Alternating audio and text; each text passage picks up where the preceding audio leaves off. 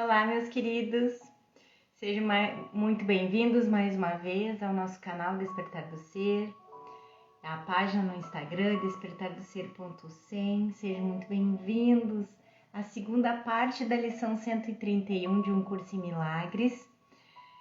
Aquele que busca alcançar a verdade não pode falhar. Então, essa é a parte 2 dessa lição. Ela estava realmente longa, porque a gente faz as lições de Um Curso em Milagres aqui nessa série Jornada de Volta para Casa com a jornada do professor Kenneth Wapnick. Então, ele comenta cada parágrafo da lição e às vezes ele se aprofunda tanto que ele comenta cada frase. Então, a lição realmente fica extensa e em algumas dessas lições eu tenho que fazer a parte 1 e a parte 2 para não ficar muito longa. Então é isso que a gente vai fazer aqui agora, a segunda parte da lição 131 de Um Curso em Milagres, com os comentários do professor Ken, certo?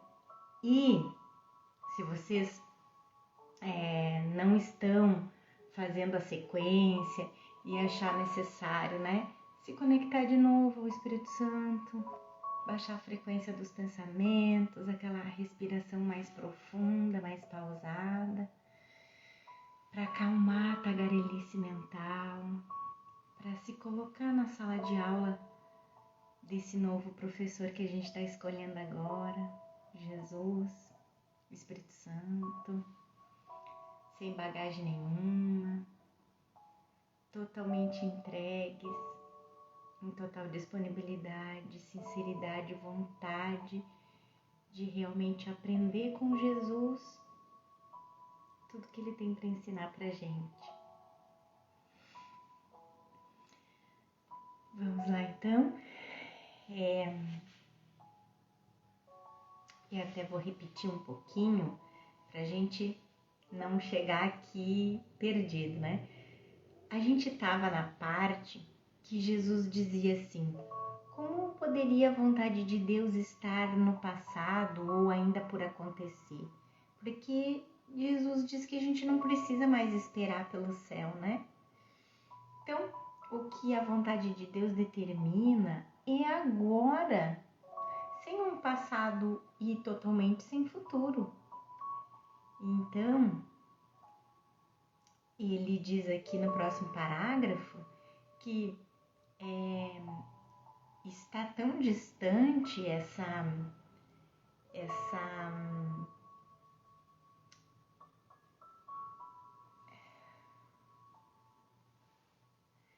ficou meio confuso aqui, gente? Então, assim, que o tempo é uma grande ilusão.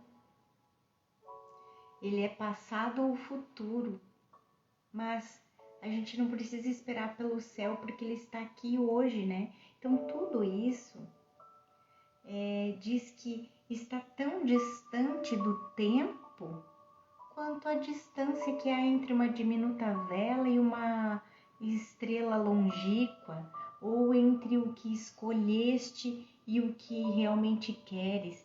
É uma distância enorme. E até essa parte aqui também, a nossa vontade, ela é a vontade de Deus. Então, o que a gente escolheu acreditar está muito distante do que a gente realmente quer. E o professor Ken começa dizendo que essa morada imutável, que é o nosso verdadeiro lar, está tão longe do tempo quanto seja concebível. É a luz do céu, totalmente desconhecida para todos, menos para o pensamento que Deus criou em unidade com Ele. Esse pensamento que Deus criou em unidade com Ele é Cristo. Somos nós somos um pensamento de Deus. E aí, o professor Ken faz essa passagem do capítulo 30 para a gente entender um pouquinho mais. Os pensamentos de Deus estão muito além de qualquer mudança e brilham para sempre. Eles não esperam por nascer, esperam boas-vindas e serem lembrados. O pensamento que Deus mantém de ti é como uma estrela imutável no céu eterno. Tão elevada no céu está ela, que aqueles que estão fora do céu não sabem que ela está lá. Entretanto, quieta, branca e bela, ela brilhará através de toda a eternidade. Não houve tempo algum em que ela não estivesse lá, nenhum instante em que a sua luz tenha diminuído ou se mostrado menos perfeita. Quem conhece o Pai, conhece essa luz, pois Ele é o firmamento eterno que a mantém a salvo, para sempre elevada e ancorada em segurança. Sua pureza perfeita não depende de ser vista na terra ou não. O firmamento a abraça e suavemente a mantém em seu lugar perfeito, que está tão distante da terra quanto a terra do céu. E aí Jesus diz que no resto dessa lição, Jesus contrasta as escassas e infinitesimais dádivas do ego com as magníficas dádivas da nossa criação, a grandeza de Cristo. Então esse parágrafo até um pouquinho longo, que o professor vinha nessa lição comentando cada frase da lição praticamente. Agora ele coloca uma parte da lição um pouco maior para depois comentar. O céu permanece como a tua única alternativa para esse estranho mundo que fizeste e todos os seus caminhos, os seus padrões mutáveis e suas metas incertas, seus prazeres dolorosos e suas alegrias trágicas. Deus não fez nenhuma contradição. Aquilo que nega a própria existência e ataca a si mesmo não vem de Deus, não vem dele. Ele não fez duas mentes. Com o céu como o feliz resultado de uma delas e a terra, a triste consequência da outra, que é em tudo o oposto do céu. E como a gente pôde acreditar que um Deus amoroso pudesse fazer um mundo tão contraditório? A gente chegou a acreditar. Essa é uma declaração clássica da não dualidade do céu. Deus não criou opostos, o bom e o mal, o céu e o mundo. Essas são nossas criações equivocadas, nossa forma de tentarmos combinar o céu e o inferno. A frase prazeres dolorosos e suas alegrias trágicas resume a natureza dos nossos relacionamentos especiais. O que pensamos que nos traz alegria é trágico. O que pensamos que nos traz prazer é doloroso. Não existe transigência a esse respeito. Lembrem-se da explicação de Jesus no Manual para Professores, que diz: não te esqueças de que o sacrifício é total. Não existem sacrifícios pela metade. Não podes abrir mão do céu parcialmente. Não podes estar um pouquinho no inferno.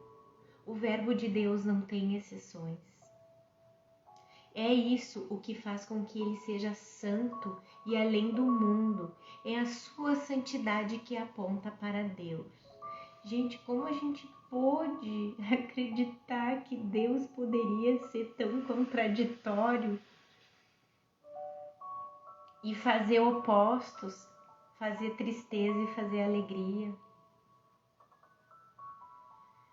E até certo ponto chegou um momento então que a gente achava, não, Deus realmente é puro amor, né?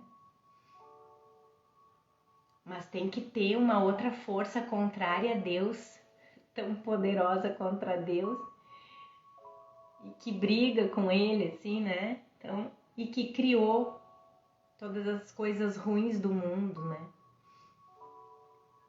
Isso foi inventado. É um pensamento equivocado, inventado pela nossa mente insana, que adoeceu. Porque, em última instância, só Deus existe. Então, as más notícias para o nosso ser da mente errada, esse serzinho diminuto, ego, né? É que a verdade é tudo ou nada. Não existe uma ilusão mais ilusória que a outra, né? Nem uma verdade mais verdadeira que a outra. A verdade, é uma. E ilusões são ilusões. E Deus não sofre nenhum conflito. A criação de Deus tampouco está dividida em duas. Como poderia seu filho estar no inferno se o próprio Deus o estabeleceu no céu? O inferno, o que é que? É o sistema de pensamento de separação do ego e a dualidade, para não mencionar, né, aquela tríade do ego de crença no pecado, na culpa e no medo. Quando esse sistema é projetado da nossa mente para fora da mente, ela se torna um mundo. Portanto, não é o mundo que é o inferno, mas o sistema de pensamento do qual o mundo é a sombra projetada. Além disso, Deus não apenas não sofre o conflito, Deus não percebe o mal ou o pecado. Ele nem mesmo percebe equívocos. Ele não percebe nada porque nada existe fora da mente de Deus. Não tem nada fora da mente de Deus. E na mente de Deus só tem amor. Assim, Deus certamente não pode experienciar a sua criação dividida em dois, como o ego nos faz acreditar. O Filho de Deus é um, indivisível em uma unidade que é negada quando atacamos outra pessoa, como a seguinte passagem do livro-texto nos explica. Do livro-texto não, do manual para professores.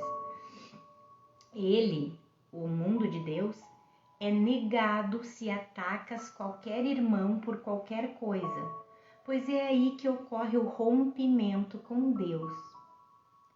Um rompimento que é impossível. A gente não pode romper com Deus, porque nós somos um com Deus. Aquela mesma história, né? De que Deus é a causa do filho, sim, mas a gente não pode saber onde termina Deus e começa o filho. Então, um rompimento é impossível. Um rompimento no qual certamente vais acreditar, porque estabeleceste uma situação que é impossível. A gente estabeleceu um sonho impossível sobre o Filho de Deus. A gente ataca o Filho de Deus, que somos nós mesmos. E quando ele fala de que o Filho de Deus é um, é aquela coisa que a gente fala sempre, né? Primeiro que um curso em milagres é unicidade total, não dualidade pura.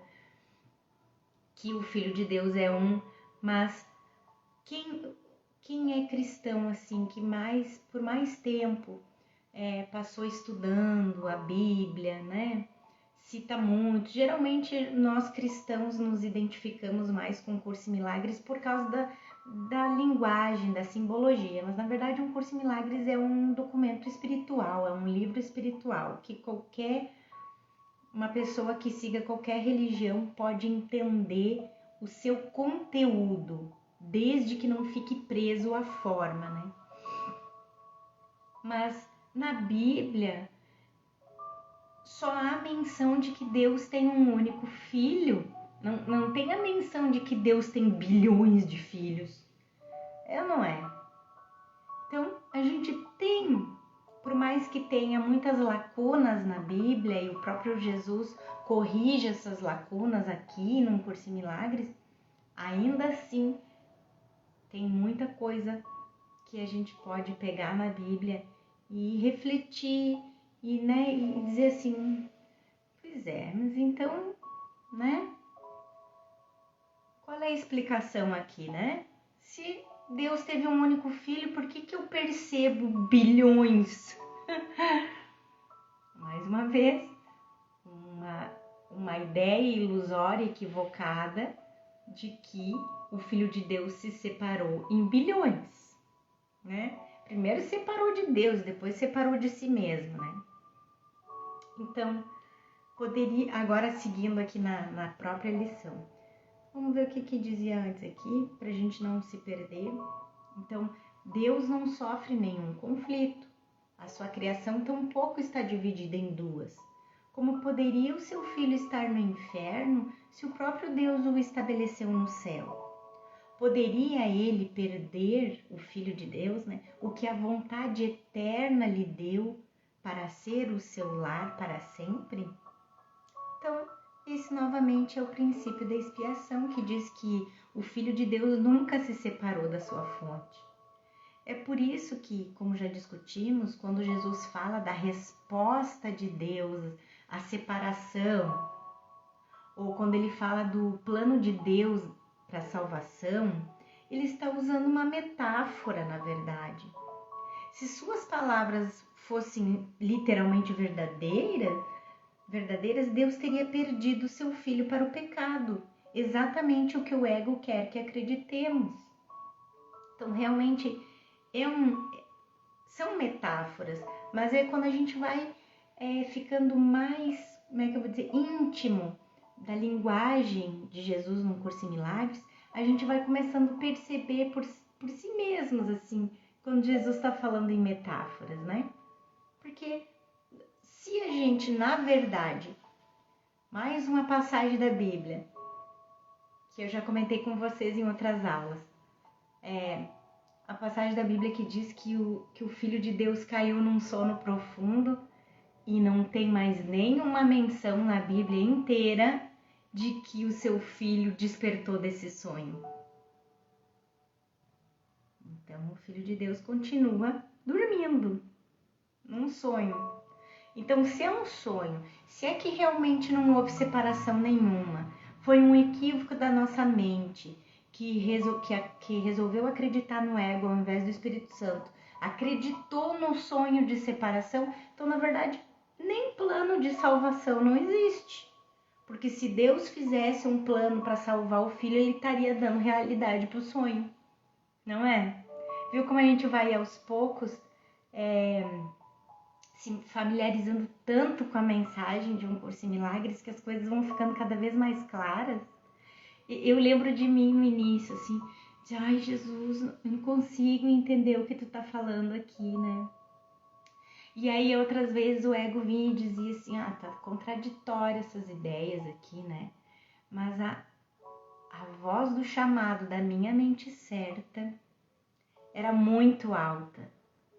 E a minha sinceridade em ouvir o chamado da minha mente certa era tão grande que eu ouvia a voz que dizia, segue que lá na frente tudo vai fazer sentido, tudo vai clarear, todas as tuas dúvidas vão cada vez mais ficando sem sentido, sem significado, tudo vai clarear.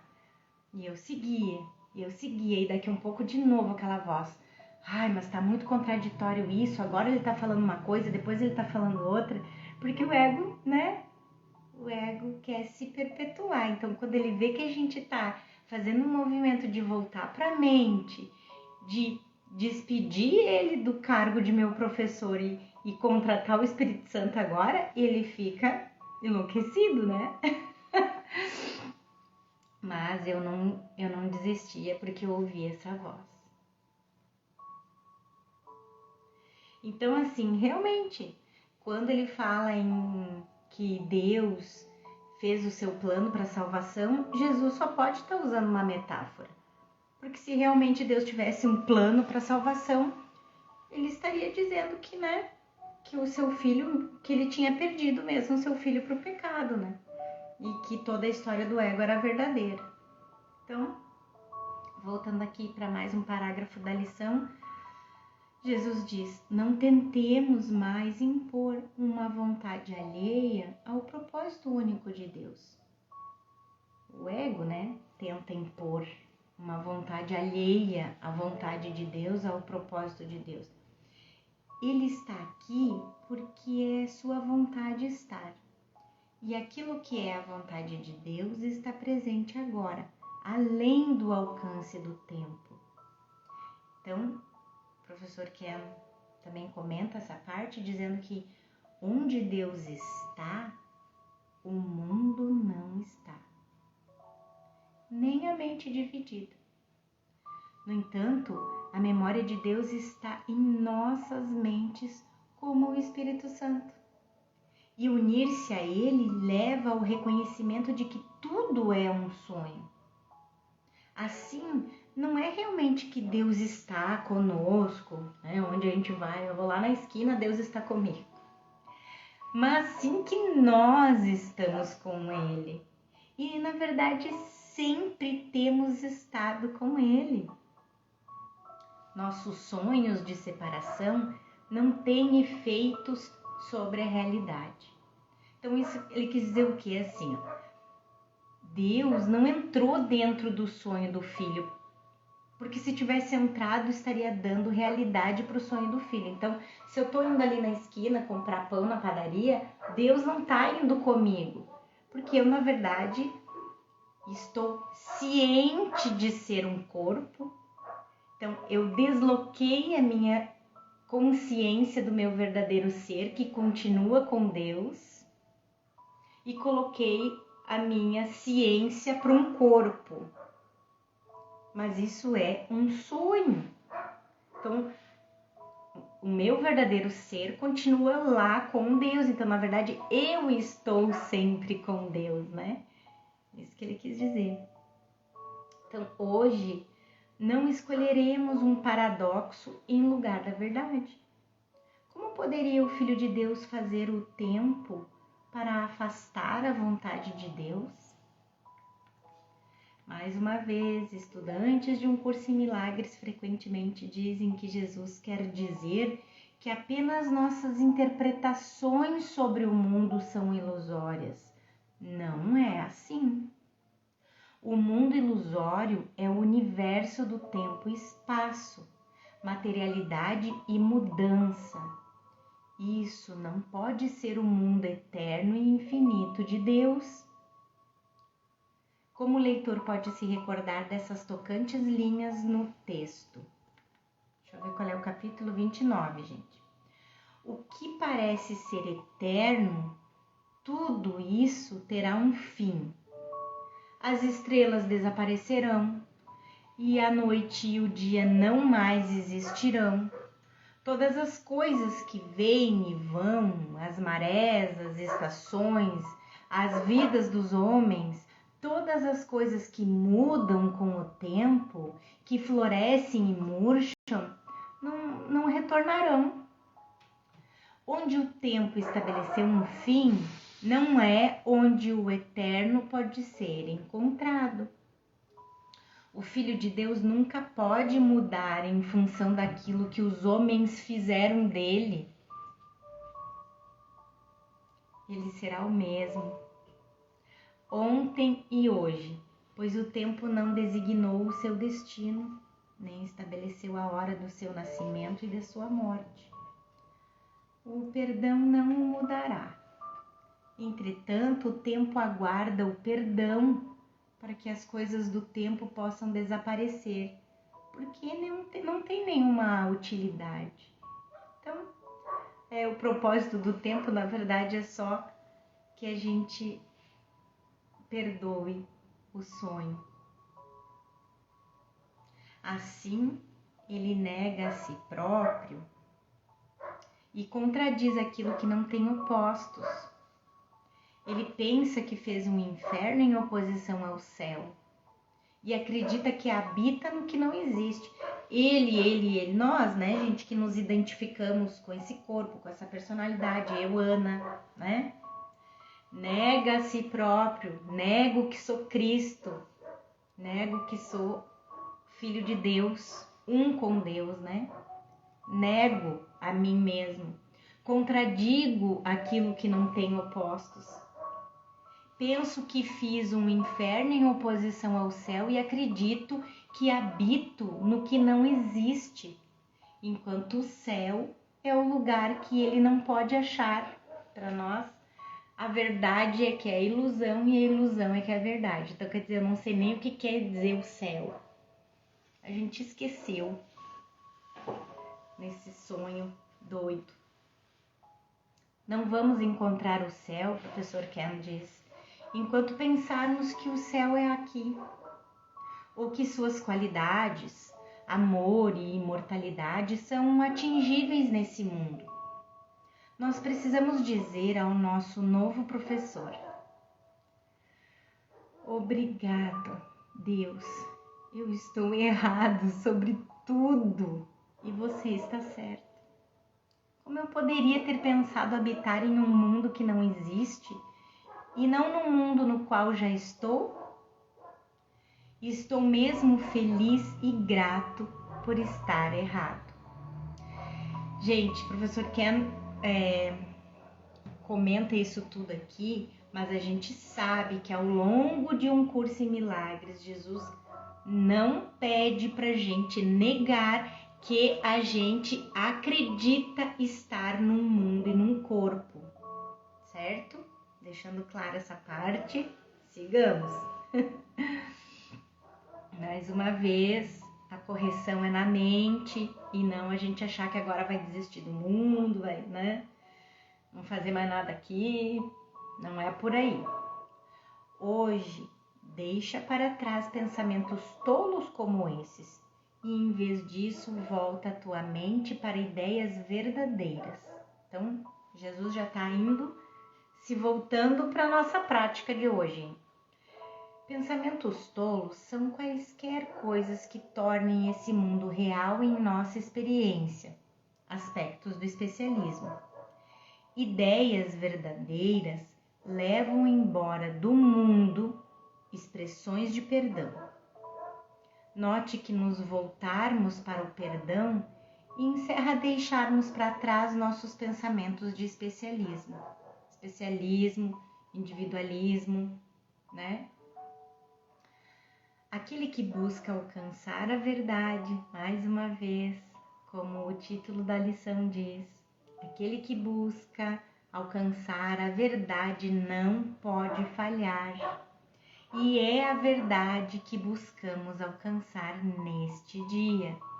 Mais uma vez, a gente esquece, a gente tem amnésia, que a gente tem pedido para encontrar a verdade, que a gente cansou de buscar, de ser um buscador, de buscar e não encontrar, e a gente pediu muito, por isso que a gente está aqui agora.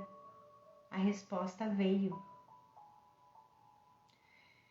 Embora não afirmado aqui, o professor Ken gosta muito de pegar o que está subentendido na lição e trazer para nós. Então, embora não afirmado aqui, está implícito que não podemos buscar a verdade se escolhermos um professor que represente uma antítese. Não adianta a gente buscar a verdade no ego, buscar a verdade no mundo, na personalidade, no individualismo, na separação, nos conceitos teóricos que a gente tem na mente, de estudos, não é por aí. Então, quando a gente busca a verdade por esses lados, a gente está buscando a verdade no ego e a gente não vai encontrar nunca, porque o ego é o falso total, né? Tudo nele é falso. A verdade pode ser encontrada apenas nas mãos de um professor que vai nos levar até lá, até a verdade. Assim, o ponto de partida é escolher o professor certo. Como Jesus diz aqui no capítulo 8, não podes aprender simultaneamente de 2 professores que estão em total discordância a respeito de tudo. O currículo conjunto dos 2 apresenta uma tarefa de aprendizado impossível. Até aqui no mundo a gente vai para uma escola, vai aprender uma matéria X, aí vai lá um professor te ensina de um jeito, daqui um pouco vem um outro professor te diz que não, que aquilo tudo tá errado, te ensina do outro. No outro dia vai lá o outro professor e ensina tudo de novo daquele outro jeito.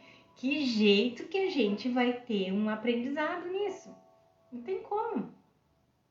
Então, eles estão te ensinando coisas inteiramente diferentes, de formas diferentes, inteiramente diferentes, o que poderia ser possível, exceto que ambos estão te ensinando sobre ti mesmo.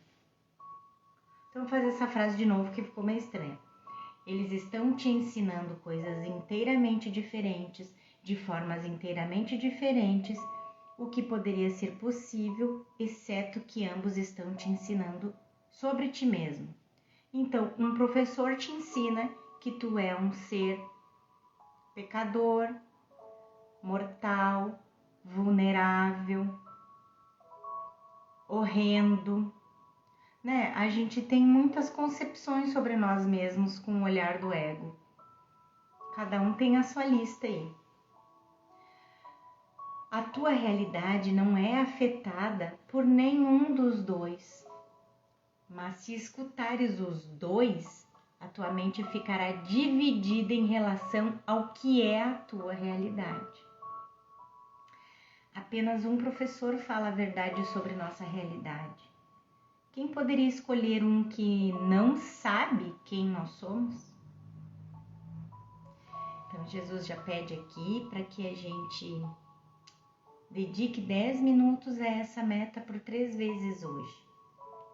E pediremos para ver a ascensão do mundo real substituir as tolas imagens que valorizamos por ideias verdadeiras, que se erguem no lugar de pensamentos que não têm significado, nem qualquer efeito e nem sequer fonte ou substância na verdade.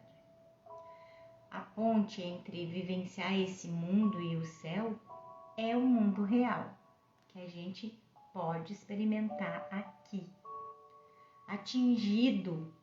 O mundo real pode ser atingido por renunciarmos às tolas imagens acalentadas que mantemos em seu lugar. E esse objetivo certamente vale darmos 30 minutos do nosso tempo hoje. Então, toda a prática de um curso em milagres é para que a gente experiencie o mundo real aqui, né, gente? E Jesus diz que reconhecemos isso, que essas tolas imagens, né, não tem substância, na verdade. Ele diz que a gente reconhece isso ao iniciar os nossos períodos de prática com isso. Peço para ver um mundo diferente e ter um tipo de pensamento diferente daqueles que fiz. Não fiz sozinho o mundo que busco. Os pensamentos que quero ter não são os meus. Os pensamentos que quero ter não são os pensamentos do ego, são os pensamentos de Deus, os pensamentos que eu penso com Deus e com o Espírito Santo. Então eu peço para ver um mundo diferente, um tipo de pensamento diferente daqueles que fiz. É assim como a gente pede também em qualquer situação que a gente se pegue transtornado, com medo, com ansiedade, se sentindo culpado ou se sentindo vítima. Qualquer tipo de emoção, de pensamento, de sentimento que a gente sinta que perdeu a paz, a gente pode pedir para Jesus, para o Espírito Santo, nos ajudar a ver aquela situação de modo diferente. Isso me lembrei porque essa lição tá dizendo pra gente pedir, né, ao Espírito Santo para ver um mundo diferente, um tipo de pensamento diferente daqueles que a gente fez. Refletida aqui está a ideia de que não podemos pedir para ver um mundo diferente e pensar um tipo diferente de pensamento, a menos que estejamos conscientes dos pensamentos do nosso ego. Porque senão a gente não sabe nem o que é pensamento diferente. Assim como eu estava praticando com uma aluna e eu disse para ela, né, isso de Jesus,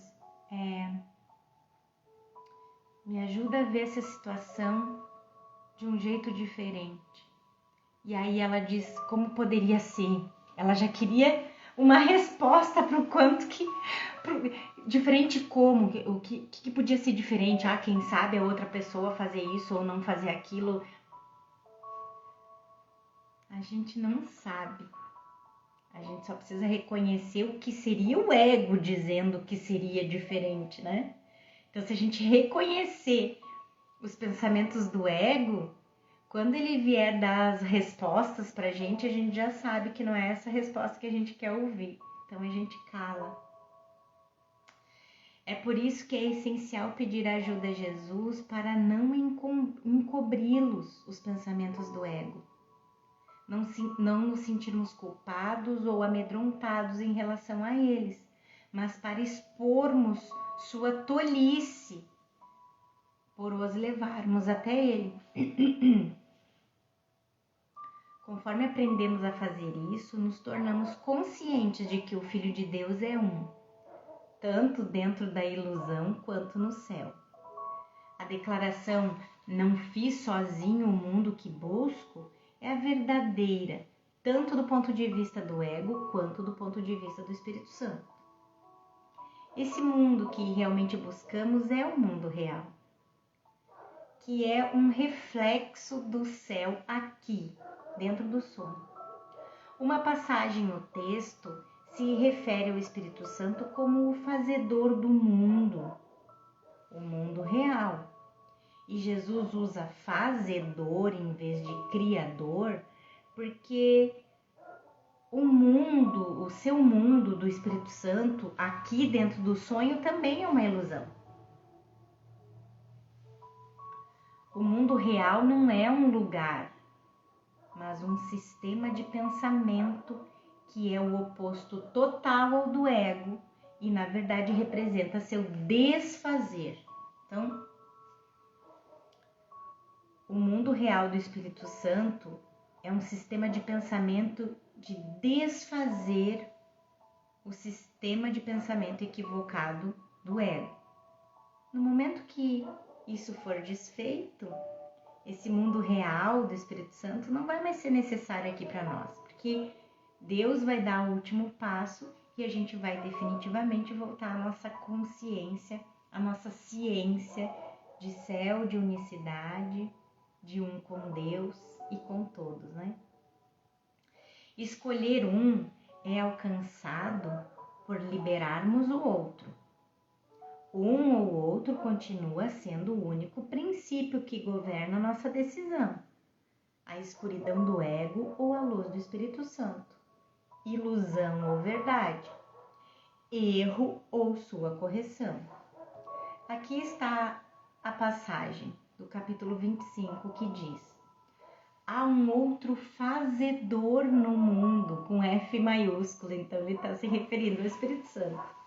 Aquele que simultaneamente corrige a crença louca em que alguma coisa possa ser estabelecida e mantida sem algum elo que a retenha dentro das leis de Deus. O erro corrigido é o fim do erro, e assim Deus protegeu seu filho mesmo no erro. Há um outro propósito no mundo feito pelo erro, porque ele tem outro fazedor que é capaz de conciliar a sua meta com o propósito do seu Criador. Então, há um outro propósito no mundo feito pelo erro, né? O erro tem um propósito no mundo, mas O propósito do Espírito Santo para nós no mundo é outro, é nos despertar. Cada um aqui entrou na escuridão. No entanto, ninguém entrou sozinho. Nem precisa ficar mais do que um instante, pois veio com a ajuda do céu dentro de si. A gente veio com o Espírito Santo na nossa mente, que é a voz de Deus e que nos faz lembrar que a gente tem aquele atributo na nossa mente que é o tomador de decisões e que pode escolher de novo. Dessa vez escolher pelo professor certo que corrige o equívoco na nossa mente. Então, a gente veio com a ajuda do céu. Então, ninguém veio aqui sozinho, pois veio com a ajuda do céu dentro de si, pronta para conduzi-lo para fora da escuridão, rumo à luz a qualquer momento. Pois a ajuda está lá, apenas esperando pela sua escolha. E a gente se volta para o nosso tomador de decisões na mente. E Jesus pede que por alguns minutos a gente vigie a nossa mente. Vigia a tua mente e vê. Embora os teus olhos estejam fechados, o mundo sem sentido que pensas ser real. O leitor, sem dúvida, se lembra dessa forma de instrução das primeiras lições. A próxima lição explica a premissa dessa declaração. Quer nossos olhos estejam abertos ou fechados, é irrelevante. Como o mundo não é nada mais do que nossos pensamentos de separação e culpa projetados, ainda podemos estar cientes dele com os olhos fechados. Porque não é os nossos olhos que veem, é a nossa mente que vê. Senão, como poderíamos ver imagem em sonhos quando a gente dorme, né? É porque é a mente que vê, não são os olhos. Revê também os pensamentos que são compatíveis com tal mundo, os quais pensa serem verdadeiros. Nós revemos não apenas circunstâncias ou relacionamentos, mas os pensamentos de culpa e especialismo que estão sobre esses pensamentos, né? Afinal, esses pensamentos são o mundo que pensamos ver. Então, abandona-os, esses pensamentos, né? Que são compatíveis com esse tal mundo. Abandona-os e mergulha abaixo deles, em um lugar santo, aonde não podem entrar. Abaixo deles, uma porta na tua mente que não podes trancar por completo para esconder o que está além. A porta leva à mente certa que o perdão abre como a chave para a felicidade. E a porta que atravessamos com a ajuda de Jesus, abrindo-a quando somos capazes, com Jesus ao nosso lado, de olharmos para o mundo do ego, tanto para seus pensamentos quanto para suas projeções na forma. Esses pensamentos tolos de especialismo têm usado camadas de culpa e ódio para encobrirem o lugar santo onde é encontrado o que é compatível. Os pensamentos da mente certa que vão nos levar para casa. Jesus diz: busca essa porta e acha. Mas antes de tentar abri-la, lembra-te de que aquele que busca alcançar a verdade não pode falhar. E é esse o pedido que fazes hoje. Nós precisamos nos lembrar de que Jesus vai nos levar através da porta, mesmo que o ego nos diga que seremos destruídos. Assim, precisamos dessa reafirmação adicional de que as consequências de passar através da porta são felizes. Como a primeira lição diz, pensas que serás destruído, mas serás salvo. Passar através realmente significa o fim do ego, mas não o nosso fim. E somos motivados a buscar e encontrar a porta por percebermos que nada aqui funciona. Absolutamente nada, pois nunca vamos encontrar a verdadeira felicidade, paz ou alegria nesse mundo. É por isso que Jesus nos pede para confiarmos naquele que é o nosso professor. Como ele nos lembra em uma passagem que já nos proveu conforto, que é do capítulo 18. No entanto, Deus pode levar-te até lá, se estiveres disposto a seguir o Espírito Santo através do aparente terror, confiando em que ele não te abandonará e não te deixará lá, pois não é o seu propósito amedrontar-te, mas apenas o teu. Tu és profundamente tentado a abandonar o Espírito Santo no primeiro círculo do medo, mas ele quer conduzir-te em segurança através disso e muito além. Uma vez conscientes do guia que escolhemos para nos levar através do círculo do medo, não devemos hesitar um instante mais para escolhermos outro guia que não pode deixar de nos ajudar a alcançar a verdade. Nada além disso tem qualquer significado agora. Nenhuma outra meta tem valor ou é buscada. Nada há antes da porta que tu realmente queiras. E só buscas o que está depois dela. Jesus nos lembra do que realmente queremos, porque nesse ponto a tentação para voltarmos para o mundo de corpos é forte. Gente, se é. Quando o nosso auto-ódio se ergue diante de nós, nos tornamos doentes ou queremos tornar os outros doentes. Os julgamentos vêm e o especialismo mais uma vez se torna um feio fantasma ocultando a verdade. Tudo isso são defesas contra dar esses passos com Jesus. Ao nos aproximarmos da porta, a voz do ego se torna mais insistente. No entanto, é uma voz que não faz nada mais do que expressar nosso desejo pela individualidade. Como se lhe dissesse o que a gente quer ouvir, né? Nossa identidade separada é tudo que é ameaçado.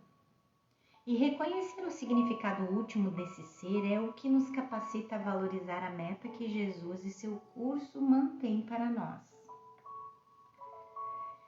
E Jesus pede: estende a tua mão e vê como essa porta se abre facilmente, apenas com a tua intenção de ir além. Em outras palavras, não existe nada aqui. No texto, Jesus fala sobre o pecado como sendo uma parede aparentemente sólida de granito, através da qual nunca poderemos passar. No entanto, com um objetivo e professor diferentes, a porta do pecado facilmente se abre. De fato, conforme ela faz isso e nós a atravessamos, percebemos que não era uma porta. A porta e a sala onde entramos desapareceram, pois na verdade nunca existiram. Ilusão de ótica. Apenas em nossos sonhos alucinatórios de pecado elas parecem sólidas. Uma realidade gentilmente dissipada pelo raciocínio do Espírito Santo, aqui nessa passagem do capítulo 22. O pecado é um bloqueio colocado como um pesado portão trancado e sem chave no meio da estrada para a paz. Ninguém que olhe para ele sem o auxílio da razão tentaria passar por ele. Os olhos do corpo, ninguém que olhe para ele sem o auxílio da razão, sem o auxílio de Jesus, né? Do Espírito Santo. Não se pode passar por ele sem Jesus.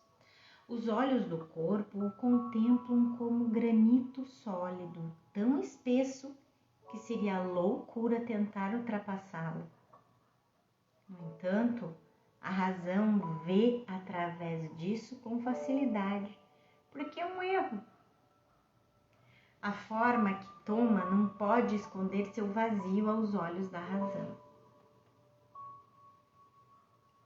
Anjos iluminam o caminho, de modo que a escuridão se desvanece e tu te achas numa luz tão brilhante e clara que podes compreender todas as coisas que vês.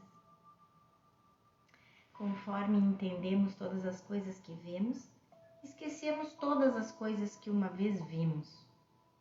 Nesse ponto, novamente, não existe nada a lembrar, porque o ego desapareceu. Os anjos do perdão iluminaram as figuras sombrias do pecado e do julgamento. Mais uma passagem do texto, capítulo 26. Em torno de ti, anjos pairam amorosamente para manter distantes todos os pensamentos escuros de pecado e manter a luz onde ela penetrou. As marcas dos teus passos iluminam o mundo, pois onde caminhas, o perdão vai alegremente contigo. Talvez um momento diminuto de surpresa fará com que pares antes de reconhecer que o mundo que vês na luz, diante de ti, reflete a verdade que conhecias e não esqueceste totalmente nas tuas divagações em sonhos. Isso lembra a adorável sessão que já vimos, a canção esquecida, que lindamente descreve a memória que nos leva de volta para a verdade que nunca realmente esquecemos. Nós sempre tivemos em casa em Deus. Jesus fala isso no capítulo 10. Nós sempre estivemos em casa em Deus, meramente sonhando com o exílio. E nessa passagem do capítulo 13, Jesus diz: tu não habitas aqui, mas na eternidade. Viajas apenas em sonhos enquanto estás seguro em casa. E Jesus nos diz que hoje não podemos falhar. Lá, o Espírito Santo, que o céu te enviou para que pudesses aproximar-te dessa porta algum dia, caminha contigo e com a sua ajuda podes passar por ela sem esforço para a luz. Hoje esse dia veio. Hoje Deus cumpre a sua antiga promessa feita ao seu Filho Santo. Assim como o seu Filho, lembra-se daquela que fez a ele. Perto do final de Os Votos Secretos, Jesus fala sobre a promessa do Filho ao Pai. E agora, o conhecimento de Deus, imutável, certo, puro e totalmente compreensível, entra no seu reino. A percepção se foi, tanto a falsa como a verdadeira. O perdão se foi, pois sua tarefa está cumprida. E se foram os corpos na luz, resplandecente sobre o altar ao Filho de Deus. Lembra-te com frequência que hoje deve ser um dia de especial contentamento e evita pensamentos sombrios e lamentações sem significado. Ao atravessarmos nosso dia, o professor Ken comenta: Jesus nos pede para estar cientes dos nossos pensamentos sombrios e lamentações sem significado e dos véus de amor especial que usamos para ocultá-lo. Só quando identificamos esses pensamentos egóicos, os amorosos e os de ódio, que Jesus pode nos ajudar a liberá-los. No entanto, não podemos liberar algo que não pensamos estar ali. A negação dificilmente é uma prática espiritual. Essas lições, portanto, identificam a pálida ausência de significado dos nossos lamentos, para que possamos escolher outro refrão para substituir o coro fúnebre do ego. Tal escolha, por exemplo, é um meio para curar o paciente de psicoterapia.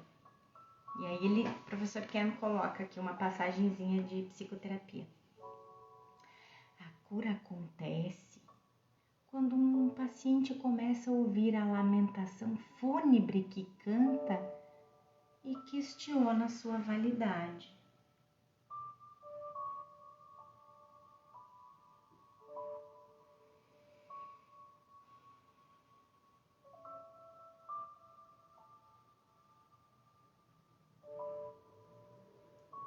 Todos os pensamentos de lamentações que a gente tem quando a gente está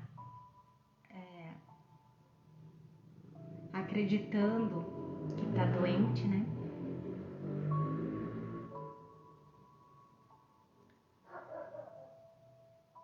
A gente se cura quando a gente começa a ouvir a nossa própria lamentação fúnebre, como Jesus diz aqui, que a gente mesmo, né, que o ego tá aqui falando, e a gente chega a um ponto de questionar a validade dessa lamentação. Mas até que ele a ouça, não pode entender que é ele mesmo que canta para si próprio essa lamentação fúnebre. Ouvi-la é o primeiro passo na recuperação. Questioná-la tem que ser a sua escolha.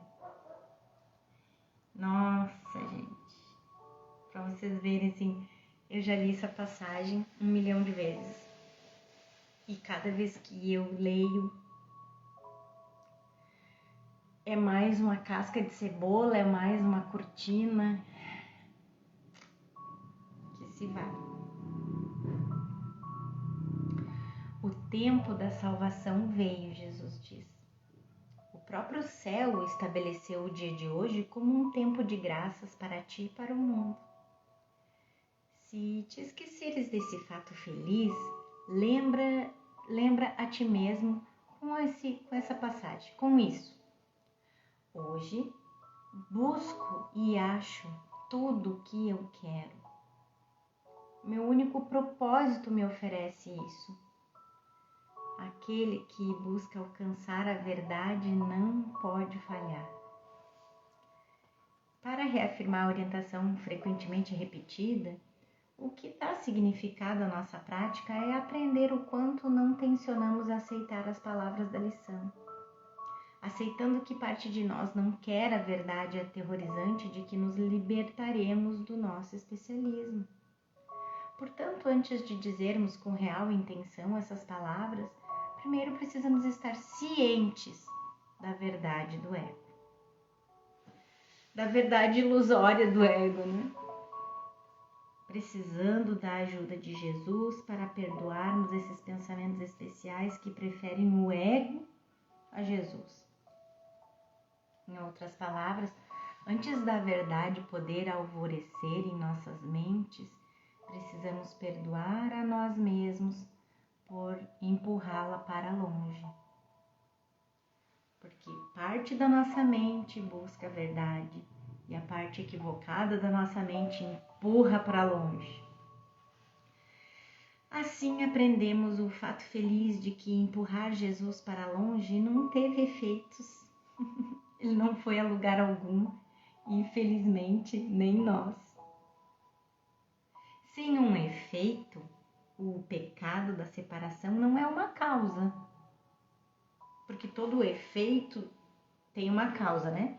E sem efeito, o pecado da separação não é uma causa. Porque esse pecado da separação não teve efeito sobre o Filho de Deus. Entende a lógica? E nada existe que não seja causativo Portanto, o pecado não existe e não existe nada a perdoar. Essa é a verdade e por escolhermos perdoar, escolhemos buscar o que realmente queremos encontrar. Nosso propósito único garante que vamos conseguir, pois aquele que busca atingir a verdade não pode falhar. E a gente busca a verdade porque a nossa vontade é a mesma de Deus e não há nada oposto à vontade de Deus. Nada oposto à vontade de Deus existe. Então, apesar de parte da nossa mente empurrar a verdade para longe, empurrar Jesus para longe, empurrar o amor de Deus para longe, empurrar o nosso verdadeiro ser para longe, isso não tem efeito sobre nós. Não tem efeito sobre o Filho de Deus. Ainda bem, pela natureza da nossa criação, nós somos imutáveis, invulneráveis e nada oposto ao amor de Deus existe. Gratidão, meus queridos, por virem até aqui comigo. Quando uma mente compreende uma lição de Jesus, todas as mentes compreendem juntas, porque, mais uma vez, somos a mesma mente. Obrigada mais uma vez, gratidão por estarem comigo até aqui. Um grande abraço e a gente se vê amanhã de novo.